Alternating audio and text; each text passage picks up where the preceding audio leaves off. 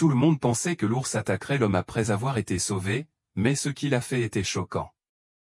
La dense nature canadienne s'étendait à perte de vue, une vaste mer de conifères imposants et de pins enneigés. John Carter, garde forestier chevronné, évoluait d'un pas assuré sur ce terrain familier.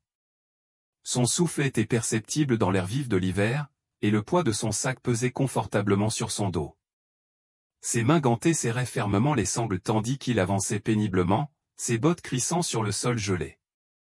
La journée avait commencé comme toutes les autres, une patrouille matinale à la recherche de traces de chasse illégale ou de randonneurs égarés.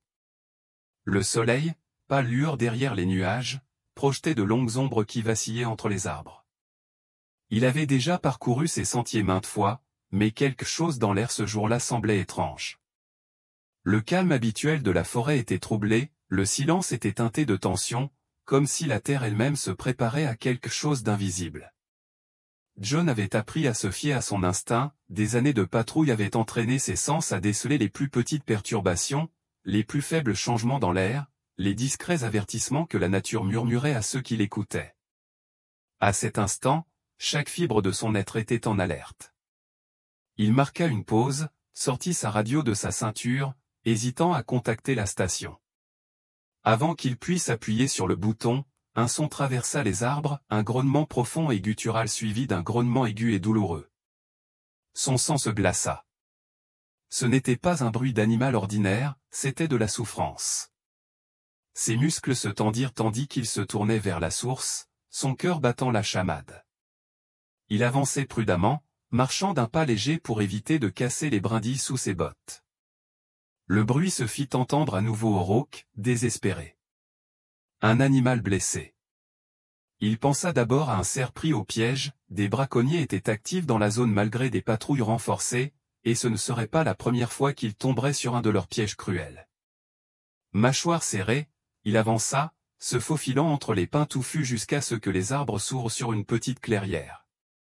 Puis il l'aperçut, un ours massif, affalé dans la neige, sa silhouette imposante tremblant d'épuisement et de douleur. Son épaisse fourrure brune était striée de sang, tachant le blanc immaculé qui se trouvait en dessous. John retint son souffle tandis que son regard se posait sur les cruels pièges métalliques enroulés autour de ses membres, des boucles serrées et rouillées qui s'enfonçaient profondément dans la chair, teintant la neige d'un rouge esséurant. 3 pièges distincts, chacun positionné pour garantir l'agonie. La poitrine de l'ours se soulevait et s'abaissait dans un souffle irrégulier et saccadé, ses yeux scintillaient d'un voile de douleur. John connaissait ce genre de souffrance, il l'avait vu chez des animaux laissés trop longtemps sous l'emprise de l'acier, leur volonté brisée avant que leur corps ne suive. Un instant, il resta figé. Son instinct de survie lui criait de faire demi-tour. C'était un grizzly adulte, un prédateur assez puissant pour écraser le crâne d'un homme d'un seul coup. Blessé ou non, il était dangereux. Mais l'ours laissa échapper un autre gémissement sourd et épuisé, son corps massif frémissant à peine, essayant en vain de bouger, et quelque chose au plus profond de John se brisa. Il fit un pas en avant, les mains levées instinctivement, d'une voix à peine plus forte qu'un murmure, doucement, « Mon grand. Je ne suis pas là pour te faire du mal. » Les oreilles de l'ours tressaillirent au bruit, ses yeux sombres le fixant. Il n'y avait aucune agressivité, seulement une douleur vive et non filtrée. John avait déjà vu la peur chez les animaux, mais là, c'était autre chose, de la résignation, comme si l'animal savait qu'il allait mourir et avait déjà accepté son sort. Sa poitrine se serra tandis qu'il faisait un autre pas, scrutant les pièges d'un œil exercé. Le premier piège, enroulé autour de la patte avant de l'ours, était un fil métallique robuste conçu pour les grosses proies, mordant profondément dans les muscles épais. Le second, enroulé autour de sa patte arrière, limitait ses mouvements. Le troisième, l'estomac de John tordu, était le pire, un piège à mâchoire brutale, serré sur l'autre patte avant de l'ours, au bord dentelé enfoncé dans la chair, le métal rouillé trempé de sang frais. John expira lentement. C'était terrible. Il devait agir vite. Lâchant prudemment son sac, il plongea la main à l'intérieur et en sortit une pince coupante robuste et une corde. Il avait déjà manipulé des animaux piégés, mais jamais rien d'aussi massif, d'aussi imprévisible. L'ours l'observait, le souffle court, presque à bout de force. S'il avait eu l'énergie de se déchaîner, ce serait impossible. Mais il ne le fit pas, il resta allongé là, sa puissante carrure trahie par l'épuisement. Agenouillé près de sa massive patte avant, John positionna les pinces sur le premier collet et appuya fermement. Le fil se brisa avec un bruit sec, desserrant son emprise. L'ours tressaillit, mais ne bougea pas davantage, laissant échapper un profond soupir, de la vapeur s'échappant de ses narines. Un de moins. Il s'activa rapidement, se dirigeant vers la patte arrière. Ce piège était vieux, rouillé, et il dut forcer pour le briser. Finalement, dans un grognement d'effort, le fil céda, s'ouvrant brusquement. L'ours remua légèrement, mais n'attaqua pas une fois de plus, il était trop faible, trop épuisé. Le véritable défi était alors venu, le piège à mâchoire. Les doigts de John tremblaient tandis qu'il ajustait sa prise sur les couteaux. C'était celui qui pouvait rendre l'ours fou. Son pouls sifflait à ses oreilles tandis qu'il positionnait les couteaux à l'endroit le plus épais et exerçait une pression. Le métal résistait, mais il appuyait plus fort, la sueur perlait sous son col malgré le froid. Puis, dans un claquement sec, les mâchoires se desserrèrent. L'ours émit un profond gémissement guttural, son corps massif tressaillant légèrement avant de s'immobiliser. John se rassit, respirant par à-coups. Le travail était terminé ou l'ours était libre mais le mal était fait. De profondes blessures exposaient les muscles et montraient des signes indéniables d'infection. Laissé seul, il ne survivrait pas. Il aurait dû partir. Il avait fait ce qu'il avait pu. Mais lorsqu'il croisa à nouveau le regard de l'ours, un silence passa entre eux, une supplication silencieuse, une lueur de confiance. John prit sa radio, « Bah, ici Carter. J'ai une urgence. » Sa voix était ferme, inébranlable. Il jeta un nouveau coup d'œil à l'ours, observant sa silhouette massive se soulever et s'abaisser à chaque respiration lente. « J'ai besoin d'une équipe de sauvetage animalier. On a un ours blessé, et je ne le laisserai pas. » John s'assit sur ses talons, le froid perçant son pantalon, tandis qu'il observait l'ours devant lui. Il restait immobile, son corps massif se soulevant et retombant dans un souffle lent et laborieux. Les blessures saignaient lentement, et John savait que l'infection était déjà installée. Il serra la radio, des parasites crépitèrent en réponse, puis une voix perça. « Greg, son superviseur, John, répète-le, tu as dit un ours blessé ?» John expira brusquement, les yeux fixés sur l'animal. « Oui, un gros. Pris dans plusieurs pièges. Je l'ai libéré, mais il est en piteux état. Si on n'arrive pas vite à l'aider, il ne survivra pas. » La radio resta silencieuse un instant, puis la voix de Greg revint, plus sérieuse, « Maudit braconnier. On vous envoie l'équipe de surveillance de la faune. Tenez bon. » John remit la radio à sa ceinture, le souffle embué dans l'air vif. « Tiens-toi bien, facile à dire, mais pas si facile quand on est assis à quelques mètres d'un ours qui pourrait se réveiller à tout moment et vous considérer comme l'ennemi. » Mais plus il la regardait, moins il ressentait de peur. Les yeux de l'ours restaient à moitié voilés, sombres et vitreux, sa force presque disparue. Quelque chose en lui le tiraillait d'une manière qu'il ne pouvait expliquer.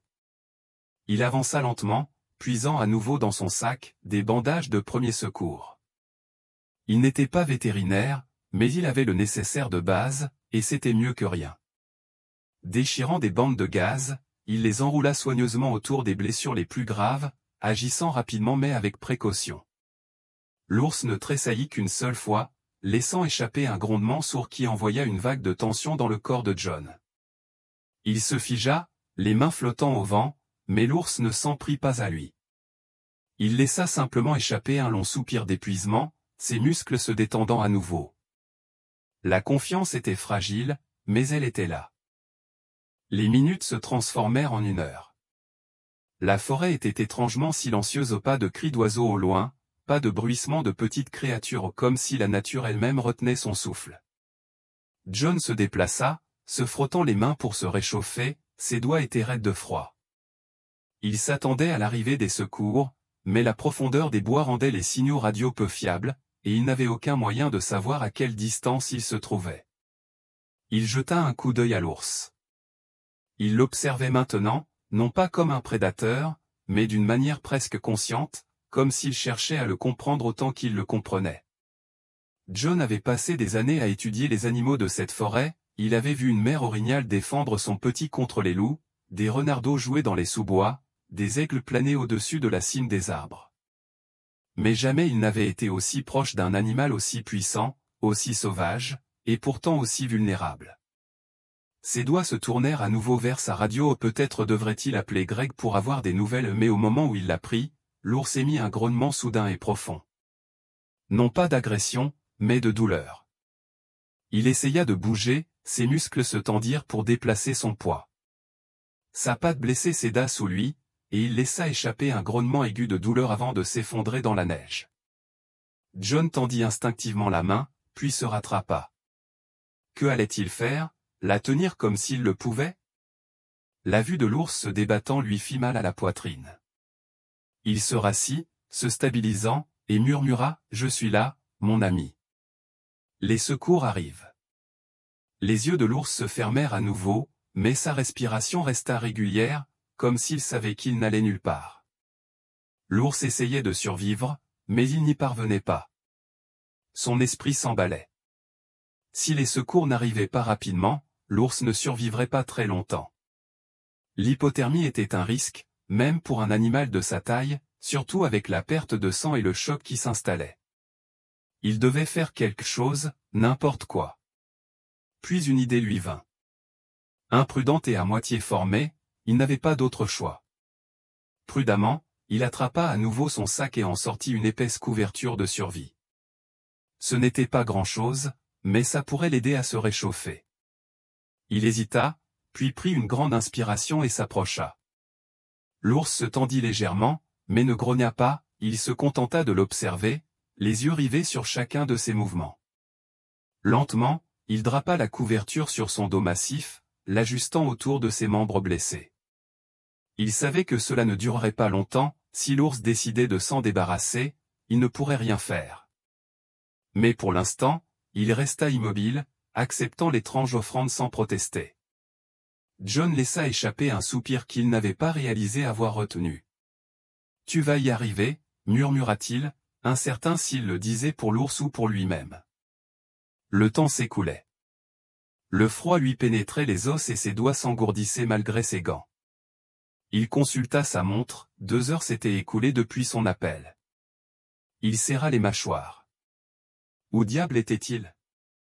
Il s'apprêtait à réessayer la radio lorsque l'ours émit un soupir sourd et soudain, se déplaçant légèrement sous la couverture. John fronça les sourcils, observant son nez frémir, ses yeux sombres scrutant les arbres derrière lui. Il sentait quelque chose. Puis John l'entendit à son tour, des pas. Des pas lourds. Son pouce accéléra tandis qu'il se retournait, s'attendant presque à l'apparition d'un autre ours. Mais au lieu de cela, une silhouette vêtue d'un épais manteau d'hiver traversa les broussailles, un fusil en bandoulière. Le soulagement envahit la poitrine de John. Il était temps, s'écria-t-il. L'homme leva la main pour le saluer, puis s'accroupit à côté de John et s'approcha de l'ours. Son regard perçant scruta l'animal blessé. « Mon Dieu » murmura-t-il, « c'est pire que je ne le pensais. » John hocha la tête. « C'est grave. » À quelle distance se trouve l'équipe? 10 minutes, peut-être moins. Le spécialiste de la faune sauvage, Mark, fouilla dans son sac et en sortit une seringue de sédatif. Il faudra le tranquilliser avant de le déplacer. John expira brusquement, ses épaules se relâchant enfin. Les secours étaient arrivés. La respiration de l'ours resta lente mais régulière, ses yeux clignant comme s'il comprenait qu'il se passait quelque chose de différent ou quelque chose de plus intense que la douleur qu'il avait connue auparavant. Tandis que Mark préparait le tranquillisant, John appuya légèrement la paume de sa main sur l'épaisse fourrure juste au-dessus de son épaule. L'ours ne broncha pas, il le laissa simplement faire, une connexion se fit à cet instant, avant que la seringue ne s'introduise. Le monde s'est brouillé tandis que la forêt retombait dans le silence, dans l'attente. Le bruit des pales d'hélicoptères fendit l'air matinal, créant des ondulations à travers la cime des arbres. John se tenait à l'orée de la clairière, observant l'équipe de secours travailler avec une urgence silencieuse. L'ours gisait sous sédatif sur une civière de transport renforcée, son imposante carcasse soigneusement maintenue par d'épaisses sangles pour éviter toute nouvelle blessure. Du sang tachait encore sa fourrure, contrastant fortement avec la bâche gris argentée qui le recouvrait pour le garder au chaud. John expira lentement, la tension dans ses épaules refusait de se relâcher, même si Mark et les autres spécialistes agissaient avec une efficacité éprouvée. Le sédatif avait agi rapidement, plongeant l'ours dans un sommeil profond mais temporaire, mais John savait que le plus dur restait à venir. Sauver l'ours était une chose, survivre en était une autre. Il déplaça son poids, ajustant la sangle de son sac à dos tandis que Mark s'approchait et s'essuya le front du revers de sa main gantée. Son expression était sombre. « C'est stable pour l'instant, dit-il, mais il a perdu beaucoup de sang. Si on était arrivé plus tard. » Il laissa sa phrase en suspens, il savait tous deux comment elle se serait terminée. John hocha la tête et jeta un coup d'œil à l'ours.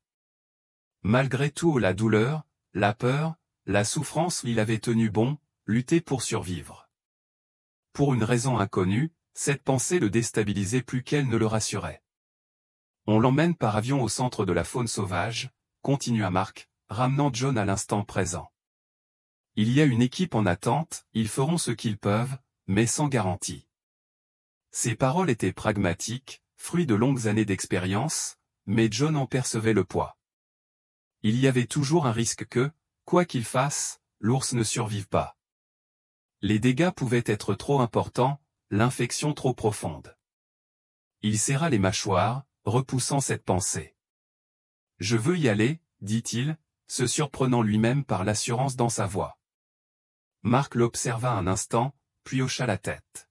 « Je me doutais bien que tu dirais ça. » Les minutes qui suivirent furent floues. La trappe arrière de l'hélicoptère s'ouvrit, la civière fut fixée à l'intérieur, et John monta à bord, agrippé à la rampe tandis que le pilote donnait le signal de décollage. Le sol s'effondrait sous leurs pieds, l'immensité de la forêt rétrécissant à mesure qu'il s'élevait vers le ciel. John ne quittait pas l'ours des yeux, observant sa poitrine se soulever et s'abaisser lentement et régulièrement. Il respirait encore, toujours là. C'était tout ce qui comptait pour l'instant. Le vol était turbulent, des rafales de vent secouaient l'avion. Mais John le remarqua à peine. Son esprit était embrouillé par des pensées inextricables. Il avait déjà secouru des animaux blessés un nombre incalculable, mais cette fois, c'était différent. Ce n'était pas seulement une créature blessée qui avait besoin d'aide, il y avait autre chose en jeu. Un non-dit dans le regard de l'ours, dans la façon dont il l'avait laissé l'aider, le toucher, se tenir si près sans la moindre crainte. Un animal sauvage aurait dû le considérer comme une menace, mais il ne l'avait pas perçu. L'hélicoptère atterrit en douceur sur l'héliport du toit du centre de la faune sauvage. En quelques secondes, l'équipe était en mouvement. John sauta à terre, suivant le brancard qui traversait l'installation, longeant des murs blancs et stériles, et pénétra dans une grande infirmerie conçue pour soigner les grands animaux. La vétérinaire en chef, le docteur Helen Porter, attendait déjà, son équipe prête et préparée. « Signalité » s'écria-t-elle tandis qu'ils installaient l'ours sur la table d'examen. « Stable » répondit Mark en détachant les sangles. « Grave lacération due à de multiples pièges, perte de sang importante, possible infection. » John recula, observant les mains expertes d'Hélène se déplacer sur le corps de l'ours, vérifiant les blessures et évaluant les dégâts. La pièce bourdonnait d'activité, des machines bipaient, des voix échangeaient des instructions rapides, des mains gantées s'activaient à nettoyer et panser les blessures. Les poings de John se refermèrent sur lui, la frustration bouillonnant. Il avait fait ce qu'il pouvait, mais cela ne lui semblait jamais suffisant. La voix d'Hélène le tira de ses pensées. Elle le regardait maintenant, son regard perçant adouci par quelque chose d'indéchiffrable. « Tu as bien fait de l'amener, dit-elle. Cet ours a une chance grâce à toi. » Il déglutit difficilement et hocha la tête. Une chance n'était ni une promesse, ni une garantie. Debout, sentant le poids de tout cela s'abattre sur sa poitrine, il réalisa à quel point il désirait que cet animal vive. Les heures passèrent. John arpentait la salle d'attente, les nerfs à vif après avoir bu trop de café et manqué de réponse. Mark était parti déposer son rapport, le reste de l'équipe de secours était passé à sa mission suivante. John restait. Il ne pouvait pas partir, pas encore. L'horloge murale résonnait sans fin, le tic-tac rythmique lui perçant le crâne. Il se pencha en avant, les coudes sur les genoux, fixant le linoléum éraflé, l'épuisement le gagnant. Il ne réalisa même pas qu'il s'était endormi qu'une voix le réveilla. « John ?» Il releva brusquement la tête. Clignant des yeux, il vit Hélène debout devant lui. Son visage était indéchiffrable, mais il n'y avait aucune urgence dans sa posture. Aucun chagrin ne l'accablait. C'était forcément bon signe. Il a survécu à l'opération, a-t-elle déclaré. John laissa échapper un soupir qu'il n'avait pas remarqué retenir. Nous avons réussi à arrêter l'hémorragie et à nettoyer les plaies, poursuivit-elle. L'infection était grave, mais nous la combattons de toutes nos forces. Elle n'est pas encore guérie, mais elle est solide. John laissa échapper un long soupir, s'adossant au dossier de sa chaise tandis que la tension dans sa poitrine se relâchait enfin. « Ouais » murmura-t-il, plus pour lui-même que pour elle. « C'est vrai. » Hélène s'assit à côté de lui, les bras croisés. « Tu devrais rentrer. Repose-toi. » Il secoua la tête. « Je veux rester. Au moins jusqu'à ce qu'il se réveille. » Elle l'observa un long moment avant d'acquiescer. « D'accord. Mais essaie de ne pas faire de trou dans le sol en attendant. » John esquissa un rire discret, mais l'instant fut de courte durée. Ses pensées revinrent à l'ours, son regard de reconnaissance, la façon dont il l'avait laissé approcher, malgré sa souffrance. Il ne croyait pas au destin, ni aux choses qui arrivent pour une raison, mais quelque chose dans tout cela ne ressemblait pas à un accident. Alors qu'il était assis là, attendant que l'ours se réveille, il ne pouvait s'empêcher de penser que ce n'était que le début. Le bourdonnement sourd des appareils médicaux emplissait la pièce silencieuse, leur bip rythmique marquant le pouls régulier et ininterrompu de l'ours. John était assis dans un coin, les bras croisés, les yeux rivés sur la silhouette massive allongée sur la table d'examen renforcée. La poitrine de l'ours se soulevait et s'abaissait lentement, la forte sédation le maintenant dans un sommeil profond et réparateur. Les profondes entailles le long de ses jambes avaient été recousues avec une précision experte, d'épais bandages enveloppaient les plus profondes blessures. Une perfusion partait de sa patte avant, délivrant fluide et antibiotiques, une lutte nécessaire contre l'infection qui se propageait dans son sang. L'air sentait les antiseptiques et la fourrure, le froid stérile pressait la peau de John. Mais il ne bougea pas. Il était là depuis des heures, à observer, à attendre. Hélène est venue le voir une ou deux fois, lui répétant à chaque fois la même chose, « Tu as besoin de repos, de manger, d'air frais. » Il a ignoré tous les conseils. Il ne partirait pas encore. Pas avant de voir ses yeux noirs s'ouvrir. Un souffle profond et grave s'échappa de la table, rompant le silence. John se redressa instantanément, son pouce accélérant tandis qu'il observait la silhouette massive de l'ours se déplacer sous la fine couverture de l'hôpital. La montée et la descente lente et mesurée de ses côtes s'accéléraient. Chaque respiration devenait plus aiguë, ses oreilles frémissaient. Puis, d'un mouvement lent et délibéré, ses paupières s'ouvrirent brusquement. John resta immobile où il osait à peine respirer tandis que ses yeux sombres se concentraient, s'adaptant à la faible lumière, dissipant le brouillard de la sédation. L'ours resta un instant immobile, désorienté, s'imprégnant de son nouvel environnement. L'air était trop pur, trop artificiel, ce n'était plus la nature sauvage dont il se souvenait. Ses narines se dilatèrent tandis qu'il respirait l'atmosphère stérile. Puis sa tête bougea légèrement, déplaçant son regard. Ses yeux se fixèrent sur John. Un frisson le parcourut non pas de peur, mais de quelque chose de plus profond, d'inexplicable.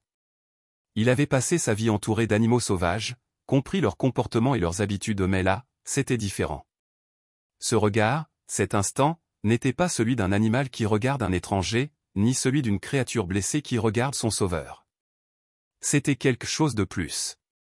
Une reconnaissance silencieuse que ce n'était que le début de leur histoire commune. Une créature considérait son sauveur avec une gratitude aveugle. Non, c'était autre chose, quelque chose d'ancien, quelque chose de savant. Elle n'avait pas peur. Elle n'était pas agressive. Elle était consciente. John laissa échapper un long soupir, s'efforçant de rester détendu, de garder ses mouvements calmes. « Salut, mon grand » murmura-t-il d'une voix à peine plus forte qu'un murmure, comme il lui avait parlé dans la forêt. L'ours ne réagit pas immédiatement, se contentant de le fixer, clignant lentement des yeux, comme s'il cherchait à se souvenir. Finalement, il laissa échapper un long soupir rauque, se déplaçant légèrement, testant le poids de ses membres. Lorsqu'il bougea sa patte avant, la douleur dut se propager dans tout son corps, car il émit un gémissement profond et guttural aux mâchoires serrées, muscles tendus. John se pencha instinctivement en avant, chaque partie de lui voulant aider, mais il ne pouvait rien faire de plus que ce qui avait déjà été fait. La voix d'Hélène rompit le silence. Doucement, dit-elle doucement en entrant dans la pièce, bloc-notes à la main. Tu as traversé beaucoup d'épreuves. L'ours tourna brièvement la tête vers elle avant de reporter son regard sur John. Son souffle était lourd, mais maîtrisé. Hélène jeta un coup d'œil à John, puis à l'ours, l'air indéchiffrable. Il te reconnaît, dit-elle au bout d'un moment non pas comme une question, mais comme une observation discrète. John ne répondit pas. Il ne savait pas comment s'y prendre. Hélène s'approcha pour vérifier la perfusion et surveiller les niveaux de sédation. Ça prendra du temps, mais la plaie devrait guérir, dit-elle d'un ton plus clinique et professionnel. Nous avons détecté l'infection tôt, il y a donc de bonnes chances qu'elle ne se propage pas. Le véritable défi sera la rééducation. Un ours de cette taille a besoin d'une mobilité totale pour survivre dans la nature, et avec les lésions musculaires causées par ces pièges, la convalescence sera longue. John hocha la tête distraitement, regardant toujours l'ours, sentant toujours ce poids inébranlable dans sa poitrine. Que se passe-t-il après ? Demanda-t-il d'une voix plus basse qu'il ne l'aurait voulu. Hélène lui lança un regard qu'il ne parvint pas à déchiffrer. S'il guérit bien, on le relâche dans la nature, dit-elle simplement. Sinon. Sa phrase s'interrompit, sans avoir besoin de terminer. S'il ne pouvait pas se débrouiller seul, si les dégâts étaient trop importants, l'ours devrait finir sa vie dans un sanctuaire, confiné dans une zone protégée, sans jamais être vraiment libre. John déglutit difficilement et hocha de nouveau la tête. L'ours laissa échapper un nouveau souffle lent, son corps se détendant légèrement, comme s'il était à nouveau épuisé. Il ne lutta pas contre la laisse, il ne chercha pas à dépasser les limites de ses blessures. Il observa simplement John, puis, comme s'il prenait une décision dans son immense esprit sauvage, il referma les yeux et se laissa gagner par le sommeil. Hélène soupira et posa son bloc-notes. Tu devrais rentrer, répéta-t-elle à John, plus doucement cette fois, presque compréhensive. Tu as fait ta part. Mais John hésitait. Quelque chose en lui semblait encore inachevé, il avait encore l'impression qu'il y avait plus que le sauvetage d'un animal blessé et d'un garde forestier qui se trouvait au bon endroit au bon moment. Il n'était pas prêt à s'en aller. Il jeta un coup d'œil à Hélène et secoua la tête. Je vais rester un peu plus longtemps. Cette fois, elle ne discuta pas, elle fit simplement un petit signe de tête avant de sortir, le laissant une fois de plus seul avec l'ours endormi. Les machines bipèrent sans interruption dans le silence, une odeur d'antiseptique persistant dans l'air, mais John le remarqua à peine. Son esprit était trop embrouillé, trop pris par quelque chose qu'il ne parvenait pas à nommer. Il se pencha de nouveau en avant, les coudes posés sur les genoux, observant le rythme lent et régulier de la respiration de l'ours. Il aurait dû avoir peur de lui. Il aurait dû le combattre. Il aurait dû le considérer comme un humain comme les autres, une créature à craindre, à éviter. Mais il ne l'avait pas fait. Il l'avait laissé l'aider, le toucher, le laisser se tenir dans son espace sans le moindre signe de méfiance, et c'était au plus que tout ce qui le perturbait le plus. La lumière matinale filtrait à travers les vitres givrées de la clinique vétérinaire, projetant des traînées pâles sur le sol poli. John était assis dans la salle d'observation, les yeux rivés sur la respiration lente et régulière de l'ours. 3 jours s'étaient écoulés depuis l'opération, 3 jours de surveillance attentive, 3 jours de calme et de tension passés à guetter le moindre signe de détérioration. Mais l'ours était toujours là, vivant et en voie de guérison. John aurait dû ressentir du soulagement, mais un étrange malaise s'installa dans sa poitrine, un poids inébranlable qui le poursuivait depuis le moment où leurs chemins s'étaient croisés dans la forêt. Le regard perçant et entendu de l'ours était gravé dans ses pensées, persistant dans les recoins silencieux de son esprit comme une question sans réponse. Hélène entra, ses bottes claquant doucement sur le carrelage. Elle jeta un coup d'œil à John, puis à l'ours, les bras croisés sur son bloc-notes. « Tu es toujours là, dit-elle, d'un ton oscillant entre curiosité et amusement. John ne quitta pas des yeux l'énorme créature sur la plateforme médicale, sa poitrine se soulevant et s'abaissant à un rythme bien trop régulier pour un animal qui aurait dû mourir là-bas. Oui, dit-il simplement. Hélène soupira et secoua la tête en se dirigeant vers les moniteurs pour examiner les signes vitaux de l'ours. Vous savez, j'ai vu beaucoup de gens passer par ici au fil des ans, des sauveteurs, des gardes forestiers, des experts de la faune sauvage. Ils se soucient tous de nous, mais ils savent aussi quand prendre du recul. Elle lui jeta un coup d'œil. Ça ne te ressemble pas. John expira, penché en avant, les coudes sur les genoux. Il n'avait pas de réponse ou du moins, pas de réponse sensée. C'est différent cette fois, admit-il en se passant la main sur le visage. Je ne sais pas pourquoi, mais c'est le cas. Hélène n'insista pas, se contenta d'acquiescer, comme lorsqu'elle notait quelque chose pour y réfléchir plus tard. Elle reporta son attention sur l'ours, scrutant les bandages, notant le lent frémissement de ses oreilles, le léger mouvement de ses pattes lorsqu'il s'éveillait. Il récupère plus vite que prévu, dit-elle au bout d'un moment. Malgré les lésions musculaires, il est fort. Si ça continue comme ça, on pourra peut-être le déplacer vers l'enclos extérieur plus tôt que prévu. John hocha la tête distraitement, mais son esprit était déjà ailleurs. Il pensa aux braconniers, aux pièges qui avaient failli dépecer cet animal. Quelqu'un les avait tendus ou quelqu'un avait prévu qu'un animal comme celui-ci souffre et ce quelqu'un était toujours là. Sa mâchoire se serra. « Avez-vous eu des nouvelles de l'enquête » demanda-t-il à voix basse. Hélène secoua la tête. Greg a enquêté. Il dit qu'ils ont trouvé d'autres pièges dans le même secteur, mais aucune piste pour l'instant. Elle lui lança un regard noir. « Tu comptes t'impliquer » John ne répondit pas tout de suite. Techniquement, traquer les braconniers n'était pas son métier, c'était la responsabilité des forces de l'ordre, mais il ne pouvait s'empêcher de penser que ce n'était pas un hasard. Il avait travaillé dans ces forêts assez longtemps pour savoir distinguer un piège opportuniste d'un piège délibéré, et ça avait été prévu pour quelque chose d'important. Ses poings se refermèrent sur lui-même. « Je veux juste m'assurer que cela ne se reproduise plus », a-t-il finalement déclaré. Hélène l'étudia pendant un long moment, puis expira en secouant la tête. « Fais attention, murmura-t-elle. Tu as déjà assez à faire. » John ne protesta pas. Il savait qu'elle avait raison, mais cela ne changeait rien au sentiment qui le rongeait, la certitude que ce n'était pas fini. L'ours laissa échapper un long et lent soupir, son corps bougeant légèrement, le premier véritable mouvement qu'il faisait depuis son réveil. John se redressa instinctivement, son regard se rétrécissant tandis qu'il observait ses pattes épaisses se plier contre la plateforme. Puis, lentement, sa tête se releva, ses yeux sombres clignant et s'ouvrant. John resta immobile, le souffle coupé. L'ours le regarda, et cette fois, aucune trace de sédation ne voilait son regard. L'instant dura longtemps, sans interruption, tandis qu'un échange se déroulait entre eux, quelque chose que John ne pouvait nommer, ni expliquer. La respiration de l'ours était régulière, son expression calme et sereine. Il l'observait autant qu'il l'observait. Puis, après une longue pause, il fit quelque chose qui fit frissonner John, il cligna des yeux lentement et délibérément puis il souffla. Le son était bas et presque familier. John ne bougea pas. Il ne parla pas. Il n'osa pas interrompre l'instant. Son pouls bourdonnait dans ses oreilles, son esprit cherchant toutes les explications logiques à ce qu'il venait de voir, à ce qu'il venait de ressentir, car cela ou quoi que ce soit n'avait pas été un accident. Ce n'était pas un instinct. C'était une reconnaissance. La voix d'Hélène coupa la tension, aiguë et clinique. Ça réagit bien, a-t-elle noté en griffonnant sur son bloc-notes.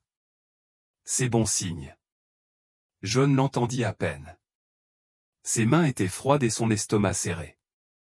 Un mélange de malaise et d'émerveillement. « Ouais », murmura-t-il d'une voix distante. « C'est bon signe. » Mais au fond, il savait que c'était quelque chose de plus, quelque chose qu'il n'était pas encore prêt à comprendre. La brume matinale s'accrochait aux conifères imposants tandis que John se tenait au bord de l'enclos extérieur de la réserve faunique. Son souffle était perceptible dans l'air vif de l'automne. Derrière la clôture en acier renforcé, l'ours avançait lentement, chaque pas mesuré, testant sa force. Sa silhouette massive projetait de longues ombres sur la terre humide. Des semaines de soins l'avaient sauvé de la mort. Ses membres, autrefois ravagés, étaient désormais stables, sa fourrure retrouvant son éclat épais et sauvage. Les bandages avaient disparu, ne laissant derrière eux que des cicatrices, de faibles vestiges de la cruauté endurée. Mais malgré tout, il était vivant. Il était entier. Et maintenant, il était prêt à rentrer chez lui. Les doigts de John s'enroulèrent autour des sangles de son sac tandis qu'il observait l'ours inspecter l'enclos, ses oreilles frétillant au moindre bruit lointain. Plus d'un mois s'était écoulé depuis le sauvetage, et depuis, un non-dit s'était formé entre eux, une compréhension silencieuse, un lien fragile que John ne pouvait expliquer mais qu'il ne pouvait ignorer. Il avait passé trop de jours à le surveiller, à murmurer doucement quand il n'y avait personne, à observer son regard avec quelque chose qui n'était ni de la peur ni de la confiance. C'était autre chose, quelque chose de plus profond. Hélène se tenait à côté de lui, les bras croisés, l'expression indéchiffrable. « Il est assez fort maintenant », dit-elle au bout d'un moment, d'une voix mesurée et mesurée. « On peut le ramener en forêt aujourd'hui. » John hocha la tête, sans quitter l'ours du regard. « Ouais, » murmura-t-il. « Il est temps. » Le lieu de libération avait été choisi, une étendue de terre protégée et isolée au cœur de la réserve, loin des routes, des chasseurs, loin des mains qui avaient autrefois cherché à la déchiqueter. La caisse de transport était prête, renforcée mais ouverte, pour lui permettre d'y entrer de son plein gré plutôt que d'y être contraint. Cette fois, on ne lui donnerait pas de sédatif, il devait retrouver sa liberté. L'ours leva la tête, reniflant l'air comme s'il pressentait ce qui allait arriver. John ressentit une étrange oppression dans la poitrine en le regardant faire un dernier pas lent, ses muscles puissants ondulant sous son épaisse fourrure. Il avait survécu à des blessures qui auraient dû le tuer. Il avait enduré une douleur dont la plupart des créatures ne se remettraient pas, et pourtant il se tenait là, respirant, bougeant, l'observant. Marc et quelques autres spécialistes de la faune sauvage se déplacèrent prudemment, le guidant vers la caisse de transport avec une aisance éprouvée. L'ours hésita un instant avant d'y entrer. La lourde porte se referma derrière lui avec un léger clic, ni panique, ni résistance, juste une acceptation.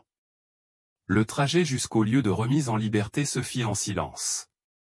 John était assis à l'arrière du camion, le métal de la caisse bourdonnait faiblement à chaque virage.